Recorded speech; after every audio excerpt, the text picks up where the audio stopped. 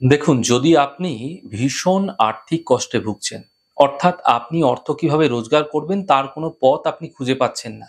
না ব্যবসা, না চাকরি, কোন দিকে যাবেন, কি করবেন আপনি দিশেহারা হয়ে পড়েছেন ক্রমাগত।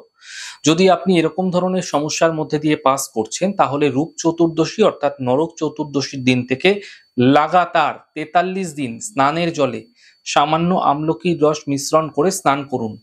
এমনটি প্রতিদিন করুন। এক্ষেত্রে আরেকটি বিশেষ গুরুত্বপূর্ণ কথা বলে রাখি। দেখুন, আপনাদের একটি জিনিস অবশ্যই মাথায় রাখতে হবে, কোনো কিছু পেতে গেলে সামান্য ত্যাগ আপনাকে অনেক বেশি লাভ এনে দিতে পারে। তাই এই সামান্য প্রচেষ্টা আপনি করুন, ভীষণ ভালো ফল পাবেন।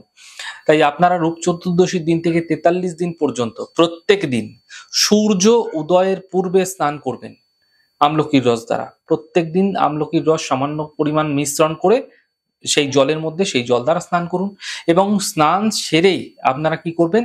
স্নান সম্পন্ন হয়ে গেলে আপনারা সামান্য কাঁচা দুধ নিয়ে নেবেন। একটি পাত্রের মধ্যে নিয়ে নিলেন। পেতলের বাটিতে হতে পারে, পেতলের ঘটিতে হতে পারে। সামান্য কাঁচা দুধ নিয়ে নিন। তার মধ্যে সামান্য ১ চিমটি চিনি মিশ্রণ করে আপনারা নিকটবর্তী কোনো অশ্বত্থ বৃক্ষ অর্থাৎ অশ্বত্থ গাছের তলায় চলে যান। গিয়ে অশ্বত্থ বৃক্ষের গোড়ায় সেই দুধ অর্পণ করুন এবং অর্পণ করার পর আপনি অশ্বত্থ বৃক্ষকে স্পর্শ করুন, পূর্ব দিকে মুখ করে দাঁড়ান এবং আপনি আপনার অর্থনৈতিক কর্মজীবনের মনস্কামনা যা আছে সেটা বলুন।